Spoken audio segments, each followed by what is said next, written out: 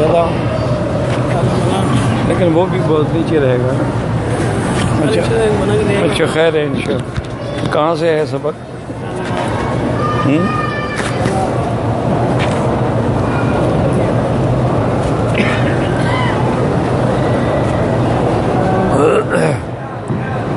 موضوع الدرس فی قصۃ آدم علیہ السلام وما فیہا من العبر، تفسیر ابن کثیر. الحمد للہ رب العالمین والصلاة والسلام علی اشرف الانبیاء وسید المرسلین سیدنا و مولانا محمد وعلی آلہ واصحابہ اجمعین. اللہم صل علی سیدنا محمد النبی الأمی وعلی آلہ واصحابہ وبارک وسلم. اعوذ باللہ من الشیطان الرجیم، بسم اللہ الرحمن الرحیم. وَلَقَدْ خَلَقْنَاكُمْ ثُمَّ صَوَّرْنَاكُمْ ثُمَّ قُلْنَا لِلْمَلَائِكَةِ اسْجُدُوا لِآدَمَ فَسَجَدُوا إِلَّا إِبْلِيسَ لم يكن من الساجدين. قال ما منعك أن تسجد إذ أمرتك؟ قال أنا خير منه خلقتني من نار وخلقته من طين.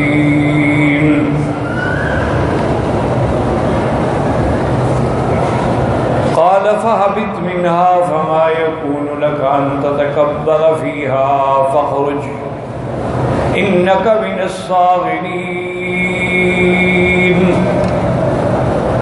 قال أنظرني إلى يوم يبعثون. قال إنك من المنظرين.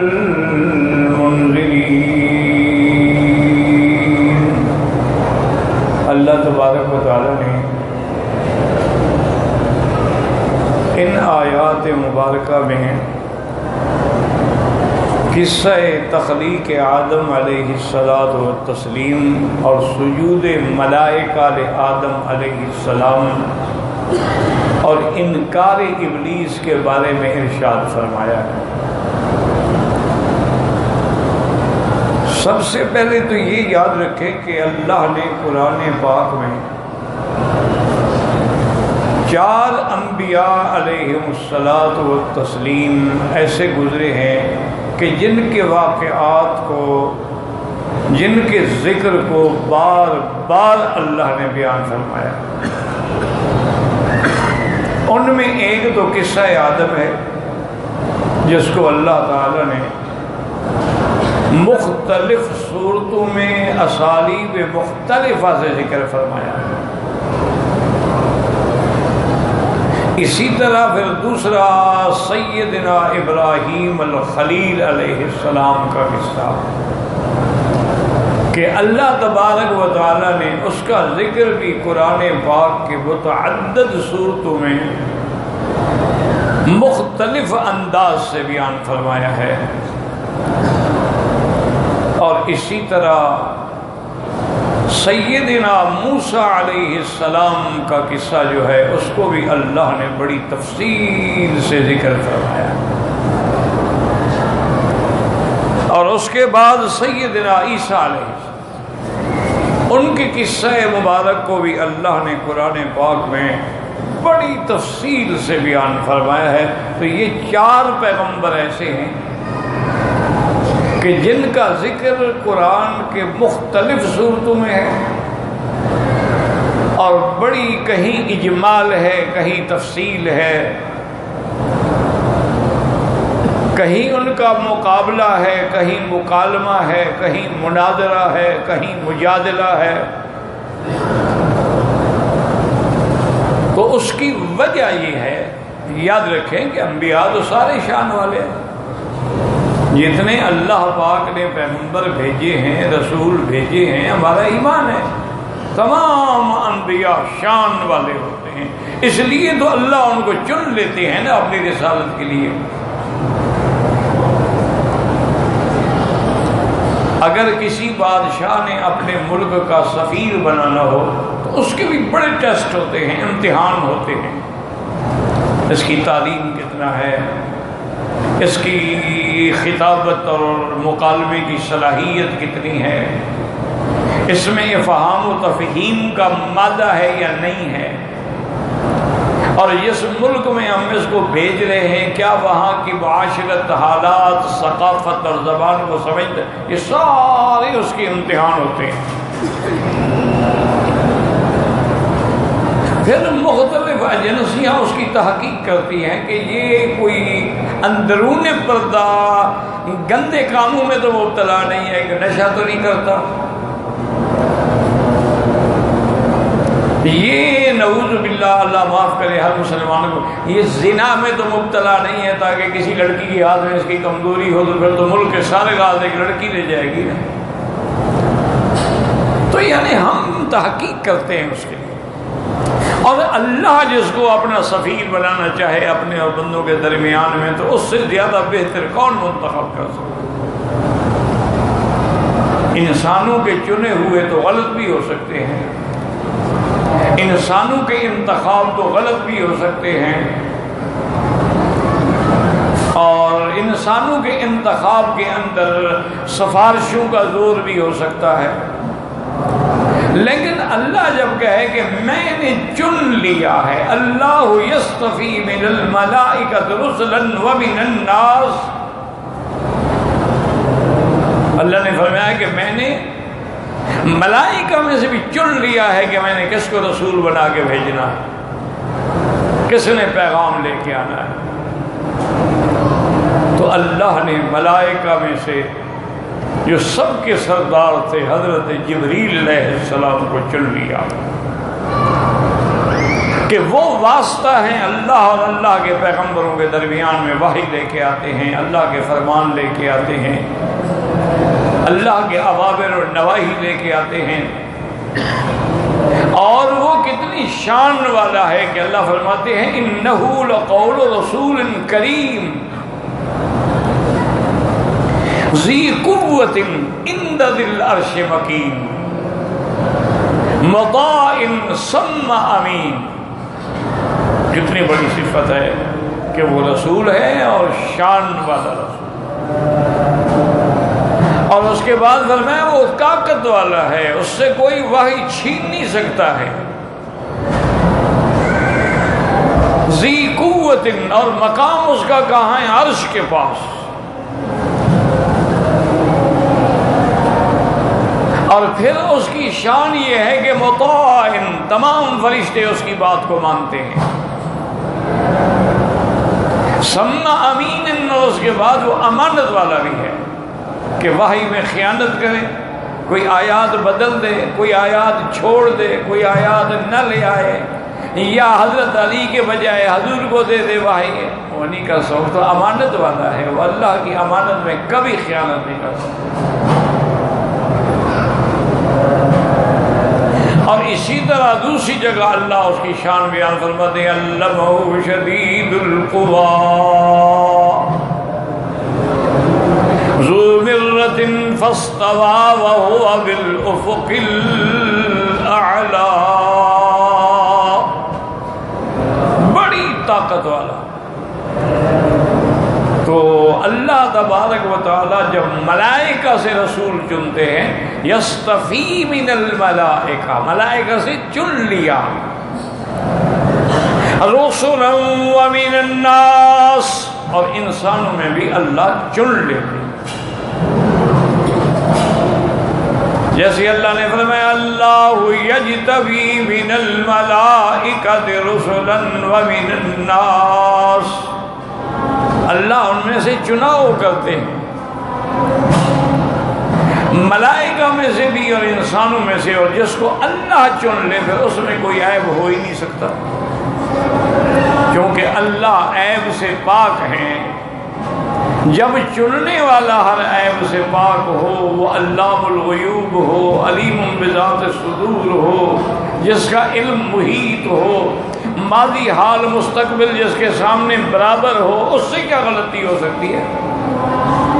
ہم ایک فیصلہ کرتے ہیں آج ٹھیک ہے، لیکن 5 سال کے بعد غلط ہو جاتا ہے، کیونکہ ہمارے سامنے حال تو ہے، مستقبل تو نہیں ہے، اندازہ ہے۔ لیکن اللہ کے لیے تو سارے زمانے برابر ہیں، حال ہے، ماضی ہے، مستقبل ہے، سب جانتے ہیں، ہر وقت جانتے ہیں۔ تو اس لیے اللہ تعالیٰ نے جیسے فرمایا تھا موسیٰ علیہ السلام سے، یا موسیٰ انی اصطفیتک علی الناس برسالتی و بکلامی، میں نے تمہیں چن لیا ہے لوگ میں سے اپنی رسالت کے لیے اور اپنے کلام کے لیے، کہ میں نے تم سے کلام کیا۔ اسی طرح اللہ کے فرشتوں نے اللہ کے حکم سے آ کے قالت الملائکۃ یا مریم ان اللہ اصطفاک وطہرک واصطفاک، کہ اللہ تبارک و تعالی نے فرمایا، ملائکہ نے آ کے پیغام دیا کہ بی بی مریم اللہ نے تمہیں چن لیا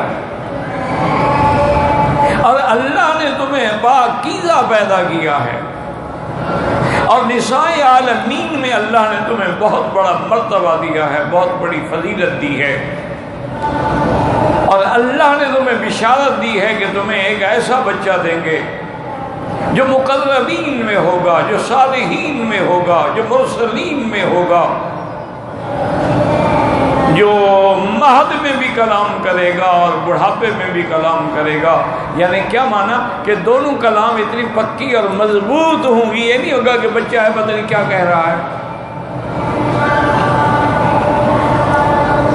تو اللہ تبارک و تعالی جب کسی کو چن لیتے ہیں تو اللہ کے اب چونکہ ذات بے عیب ہے، اس لیے اس کی چناؤ بھی بے عیب ہے، اسی لیے انبیاء بھی معصوم ہوتے ہیں اور فرشتے بھی معصوم ہوتے ہیں۔ جیسے اللہ پاک ہے، اس کے رسول اور سفیر بھی پاک ہیں گناہوں سے، اور اللہ نے جن کو رسول اور پیغمبر بنایا ہے وہ بھی معصوم ہیں گناہوں سے۔ اس لیے ہمیشہ یاد رکھیں کہ ان 4 پیغمبروں کے واقعات کو قرآن پاک نے بڑا کھول کھول کے بیان کیا ہے، تو اس کی وجہ کیا ہے؟ سب سے پہلی وجہ تو یہ ہے کہ آدم علیہ السلام تو چونکہ ابو البشر ہے نا، انسانیت کی ابتدا انہیں سے شروع ہوئی، تو اس لیے اللہ نے آدم علیہ السلام کا ذکر بار بار کیا ہے کہ اپنے باپ کو پہچانو۔ جو اولاد اپنے باپ کو نہ پہچانے گی، نہ عظمت کرے گی، نہ عزت کرے گی، نہ اس کے نقش قدم پہ چلے گی، تو وہ تو برباد ہو جائے گی۔ اس لیے اللہ نے آدم علیہ السلام کے قصے کو بار بار ذکر فرمایا ہے اور بڑی تفصیل سے ذکر فرمایا۔ جہاں تک حضرت ابراہیم علیہ السلام کا قصہ ہے تو اس کی وجہ ہے، اس کی وجہ یہ ہے کہ مکے میں مشرکین تھے، مدینہ منورہ میں یہود تھے، اور نجران میں نصارہ تھے۔ حضور پاک کے زمانے میں صلی اللہ علیہ وسلم یہ 3 قومیں جو ہے وہ آباد تھیں۔ مکے میں مشرکین تھے، مدینہ منورہ میں یہود تھے، اور نجران کے علاقے میں نصارہ تھے، اور یہ سارے دعویٰ کرتے تھے کہ ہم ملت ابراہیم پہ ہیں۔ یہودی بھی کہتے کہ ہم تو ملت ابراہیم پہ ہیں، ہم تو ابراہیم علیہ السلام کے راستے پہ ہیں، اور نصارہ بھی کہتے تھے کہ ہم ملت ابراہیم پہ ہیں۔ حتیٰ کہ مشرکین مکہ بھی کہتے تھے کہ بھئی ہم تو ملت ابراہیم پہ ہیں، ہم دیکھو ابراہیم علیہ السلام نے جو گھر بنایا ہے ہم اسی کے تو مجاور ہیں۔ ابراہیم علیہ السلام نے جو قربانی دی ہم بھی قربانی دیتے ہیں۔ ابراہیم علیہ السلام کے بیٹے کی وجہ سے جو زمزم نکلا ہم اس کی بھی بڑی عزت و توقیر کرتے ہیں۔ تو ہم تو ملت ابراہیم پہ ہیں، ہم تو ابراہیم علیہ السلام کے ماننے والے ہیں۔ تو اس لیے ہمیشہ یاد رکھیں کہ مشرکین ہوں، یہود و نصارہ ہوں، سب اپنا تعلق جو ہے وہ سیدنا ابراہیم علیہ السلام سے جوڑتے تھے۔ اس لیے اللہ نے ابراہیم علیہ السلام کے قصہ مبارک کو بار بار اور بڑی تفصیل سے ذکر فرمایا ہے، اور ساتھ واضح کر دیا ما کان ابراہیم یہودیا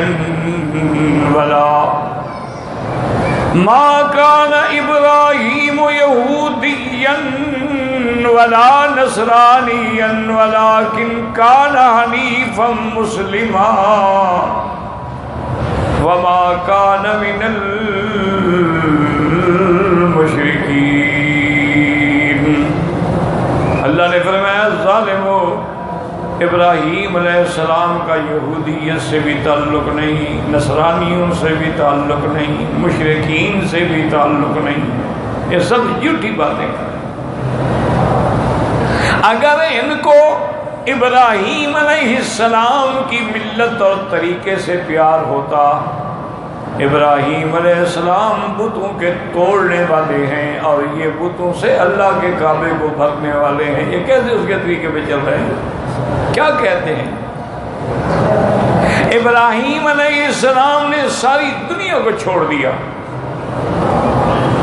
ساری دنیا سے کنارہ کر دیا، والدین کو چھوڑ دیا، سلام علیک ساستغفر لک ربی انہ کان بی حفیا واعتزلکم وما تعبدون من دون اللہ، سب کو چھوڑ دیا، اللہ سے اپنا تعلق جوڑ لیا۔ اس لیے کہتے ہیں انی وجہت وجہی للذی فطر السماوات والارض حنیفا، اور ایک مقام پہ فرماتے ہیں انی مہاجر الی ربی۔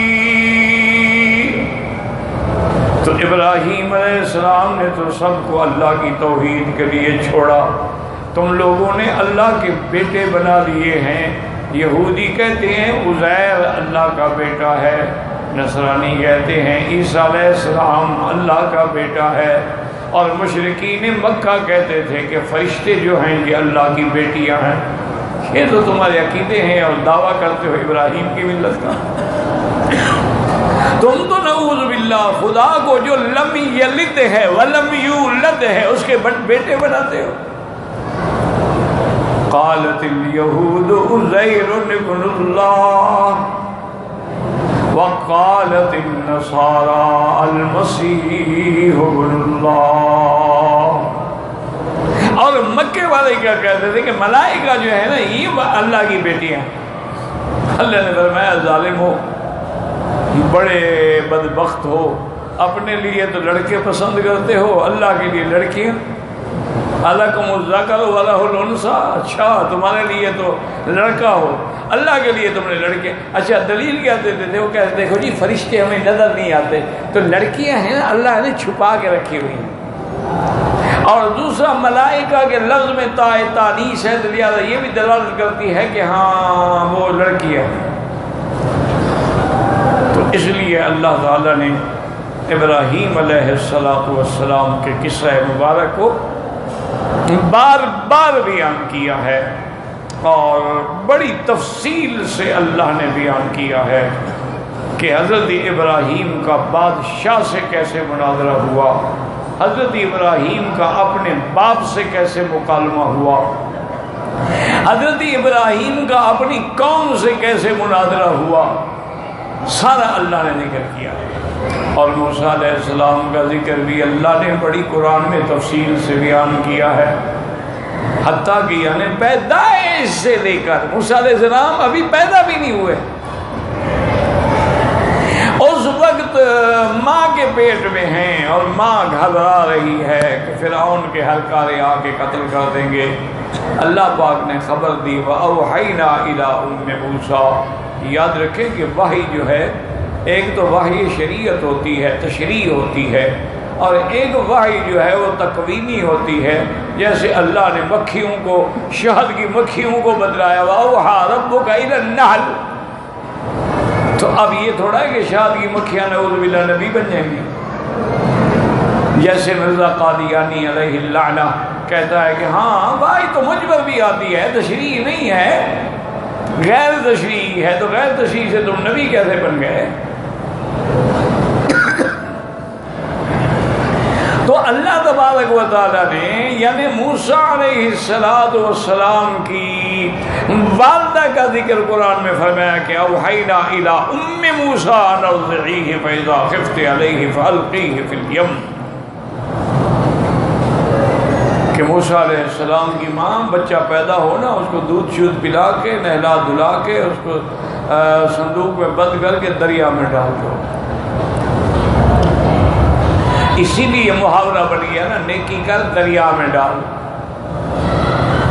ایک محاورہ آج تک چلا آ رہا۔ اور یہ بھی یہاں سے اشارہ مل گیا کہ جب تک بندہ اپنے آپ کو دریا میں نہ ڈالے نا تو پھر اس کا نتائج نہیں برآمد ہوتے، مصیبتوں کے دریا میں کودنا پڑتا ہے۔ اب دیکھیں کب سے ذکر ہو رہا ہے یوسف علیہ السلام کا، پھر فرعون کے گھر میں آئے، پھر جوانی آئی، پھر موسیٰ علیہ السلام کے ہاتھ سے ایک بندہ مارا گیا، پھر موسیٰ علیہ السلام نے وہاں سے ہجرت فرمائی اور آپ مدین چلے گئے، ساری پھر حضرت 10 سال تک بکریاں چراتے رہے، پھر اپنی بیوی کے ساتھ آ رہے تھے۔ تو یہ سارا واقعہ ہے، وجہ کیا ہے اس کا؟ اور یہ بھی پتہ نہیں آپ نے کبھی غور کیا ہے یا نہیں کیا ہے، کیونکہ آج کل مسلمانوں کو فلم دیکھنے کا وقت مل جاتا ہے، چیٹنگ کرنے کا وقت بھی مل جاتا ہے، ایک دوسرے کی غیبت کرنے کا وقت بھی مل جاتا ہے، صرف قرآن پڑھنے کا وقت نہیں۔ اور بعض لوگ پڑھتے ہیں صبح کی نماز کے بعد، ہم نے دیہاتوں میں بھی دیکھا کہ وہ جی میں منزل پڑھ کے آتا ہوں، بس وہ ایک عادت بن گئی ہے، وہ عبادت نہیں ہے، اس میں غور کوئی نہیں۔ اچھا یہ بھی غور نہیں کرتے کہ میں صحیح بھی پڑھ رہا ہوں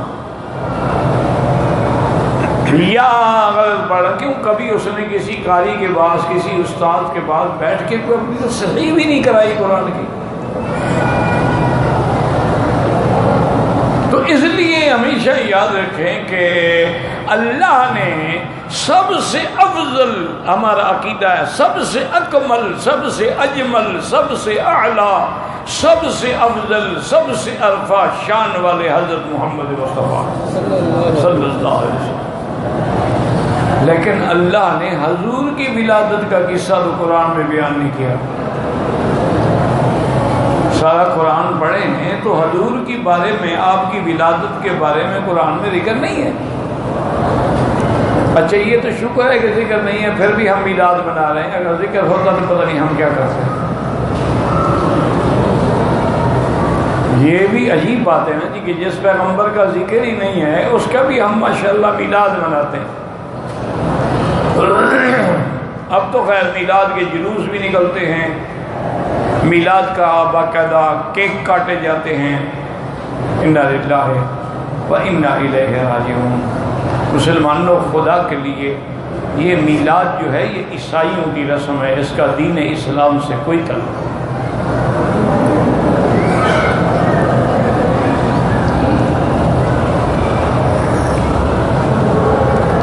حضور پاک نے تو حکم دیا ہے کہ رات کو سوئیں تو گھر میں دیا جلنے نہ دیں، چونکہ دیے ہوتے تھے نا تیل ڈال کے اور اس میں خلیطہ رکھ کے، تو کبھی کبھی فرمایا الفویسقہ، یہ جو چوہا ہے نا، یہ چوہا چوہی کبھی کبھی اس کو کھینچ کے نیچے ڈال دیتی ہے تو آگ لگ جاتی ہے گھر میں، تو حضور نے تو حکم دیا کہ اس کو بجھاؤ اور ہم دیے جلا کے استقبال کرتے ہیں۔ ہم باقاعدہ لائٹنگ کرتے ہیں، جیسے کرسمس پہ لائٹنگ ہوتی ہے نا، اب ہم بھی تو ان کے مقابلہ کر رہے ہیں۔ انا للہ و انا الیہ راجعون۔ ولا نقول الا لا حول ولا قوة الا باللہ العلی العظیم۔ دعا کریں اللہ ہدایت دے، قوم کو بھی سمجھ دے کہ وہ رہبر اور رہزن میں فرق کر سکے۔ وہ عالم میں اور مداریوں میں فرق کر سکے۔ یہ نہیں ہے کہ جو آدمی بس جھنڈی اٹھا لے بس کے پیچھے چل پڑو۔ تو اس لیے اب حیرت کی بات ہے نا جی کہ جو سب سے افضل ہیں، ایک آیت میں بھی بس یہ فرمایا کہ لَقَدْ مَنَّ اللَّهُ عَلَى الْمُؤْمِنِينَ إِذْ بَعَثَ فِيهِمْ رَسُولًا، ہم نے ایمان والوں پہ احسان کیا کہ ان میں محمد مصطفیٰ کو، لیکن ولادت کا یا آپ کی والدہ کی طرف کوئی وحی آئے، کوئی ذکر تک نہیں۔ اور جو واقعات ہمیں ملتے ہیں وہ حدیث مبارک میں بھی نہیں ہے، کیونکہ حضور کی ولادت سے پہلے تو کوئی حدیث تھی نہیں نا، حدیث تو حضور کا فرمان ہے نا، وہ تو تاریخی واقعات آپ کہہ سکتے ہیں، تاریخی روایات آپ کہہ سکتے ہیں کہ حضور کی والدہ نے یہ کہا کہ میں آوازیں سنتی تھی، جب حضور پیدا ہوئے میں نے روشنی دیکھی تھی۔ تو بی بی آپ کی والدہ کی باتیں ہیں، وہ حدیث و قرآن میں تو نہیں ہے۔ حدیث میں اتنا ضرور ہے، حضور نے فرمایا کہ میں اپنی ماں کا خواب ہوں، رؤیا امی التی، رات جو میری ماں نے دیکھا۔ اور اسی طرح یہ بھی فرمایا کہ انبیاء کی مائیں پہلا ہے، اس کے بارے میں پہلے سے خواب دیکھتی ہیں، یہ ذکر آیا حدیث مبارک میں کہ انا دعوت ابی ابراہیم، میں ابا ابراہیم کی دعا ہوں، و بشارت اخی عیسیٰ، اور عیسیٰ علیہ السلام کی خوشخبری ہوں، ورؤیا امی التی رأت ہکذا امہات الانبیاء یرینا، او کما قال النبی صلی اللہ علیہ وسلم۔ لیکن اللہ نے موسیٰ علیہ السلام کا تو اتنی تفصیل بیان فرمائی ہے۔ اچھا عیسیٰ علیہ السلام، عیسیٰ علیہ السلام کی تفصیل کا تو یہ عالم ہے کہ صرف عیسیٰ علیہ السلام ان کی ماں کا ذکر نہیں، ان کی نانی سے بھی قصہ شروع ہوتا ہے۔ اذ قالت امرأۃ عمران، عمران کی بیوی جو تھی وہ بیوی مریم کی ماں تھی، تو عیسیٰ علیہ السلام کی نانی بنی نا۔ تو اس سے اللہ نے قصے کا ذکر فرمایا ہے کہ انہوں نے کہا کہ یا اللہ میں نے منت بانی ہے، انی نذرت لک ما فی بطنی محررا فتقبل منی، کہ جو میرے پیٹ میں ہے میں تیرے نام پہ آزاد کروں گی اور وہ تیرے دین کے لیے کام کرے گا، میری اس منت کو قبول فرما لے۔ یاد رکھو منت ماننا جائز ہے، لیکن اللہ کے نام پہ ہو، کسی غیر اللہ کے نام پہ نہ ہو۔ غیر اللہ کے نام پہ منت ہے، منوتی ہے، نظر ہے، نیاز ہے، سور ہے، پکار ہے، گناہ نہیں، شرک ہے، آدمی مشرک ہو جاتا ہے۔ ہاں اللہ کے لیے منت مانی جائے کہ بھائی مجھے اللہ نے بیٹا دیا تو میں مدرسہ بناؤں گا، میں مسجد بناؤں گا، میں دین کا یہ کام کروں، بالکل ٹھیک ہے، یہ ہونا چاہیے۔ لیکن ایک بات یہ بھی یاد رکھیں کہ حضور نے فرمایا کہ منت وغیرہ سے ہوتا کچھ نہیں، کوئی فائدہ نہیں ہوتا، صرف یہ ہے کہ بخیل کا مال نکل جاتا ہے۔ بخیل ایسے تو خرچ نہیں کرتا، منت مانے پھنس گیا نا، اب تو پوری کرنی پڑے گی نا، ورنہ جو اللہ لکھ چکا ہے وہ ہوگا، منت مانو یا نہ مانو۔ جو خدا کو نہیں مانتے ان کے کام نہیں ہو رہے۔ تو ہم تو صرف پیروں کی بات کرتے ہیں، وہ تو خدا کو بھی نہیں مانتے، نبی کو بھی نہیں مانتے، قرآن کو بھی نہیں مان کے کام بھی ہو رہے ہیں اور ٹھیک ٹھاک ہو رہے ہیں، اور ساری دنیا کی قوتیں طاقتیں بھی آج کل ان کے ہاتھ میں ہیں۔ کیوں؟ یہ نظام عالم ہے، اللہ کی مخلوق ہے، جو محنت کرے گا وہ پھل پائے گا، وہ کوئی ہو۔ انہوں نے محنت کی ہے، وہ اس مقام پہ پہنچے۔ اسی کو جو سبق ہم پڑھ رہے ہیں اسی پہ غور کریں کہ وَلَقَدْ خَلَقْنَاكُمْ، تخلیق انسانیت جو ہے اس پہ انگریز نے، کفار نے اور بے دینوں نے محنت کی ہے۔ مقام پہ پہنچ گئے ہیں کہ ڈی این اے ٹیسٹ سے فیصلہ کر لیتے ہیں کہ یہ بیٹا تیرا ہے یا نہیں ہے، اس کا گروپ فلاں سے ملتا ہے یا نہیں ملتا ہے۔ انہوں نے محنت کر کے یہ بھی بتلا دیا ہے کہ انسان کے اندر جو مادہ ہوتا ہے نا، جو نطفہ ہوتا ہے، جو اس کے اندر کتنی ملین اللہ نے جرثومے رکھے ہیں۔ جو مرد کا پانی ہے عورت کا پانی، اس کے اندر اللہ نے کیڑے، کیوں سمجھ لو کیڑے رکھے ہیں، اور وہ یہ نہیں ہے کہ 2-4 ملین کے حساب سے ہوتے ہیں۔ انہوں نے یہ بھی تحقیق کر لی ہے کہ یہ اس مادے میں 100% ہیں یا 80% ہیں یا 40% ہیں۔ وہ اس تحقیق میں بھی پہنچ گئے ہیں کہ اگر 80% سے کم ہے تو حمل نہیں ہوگا۔ اگر مرد کے اندر جو جراثیم ہے وہ 80% ہے تو حمل نہیں ہوگا، یا اس سے کم ہے تو حمل نہیں ہوگا، اس سے اوپر ہے تو حمل ہوگا۔ انہوں نے یہ بھی تحقیق کر لی ہے کہ ایک جرثومہ ایکس ہوتا ہے، ایک وائی ہوتا ہے، ایک مرد کا ہے ایک عورت کا ہے۔ انہوں نے یہ بھی تحقیق کر لی ہے کہ یہ جو نطفہ ہے، یہ جو مادہ منویہ ہے، یہ سر سے لے کر پاؤں تک ہر عضو میں جاتا ہے باقاعدہ۔ اچھا، انہوں نے یہ بھی دیکھا ہے کہ اس مادہ منویہ کا جو انداز ہے اس سے کیا تحریر نکلتی ہے، اس پہ بھی وہ پہنچے ہیں۔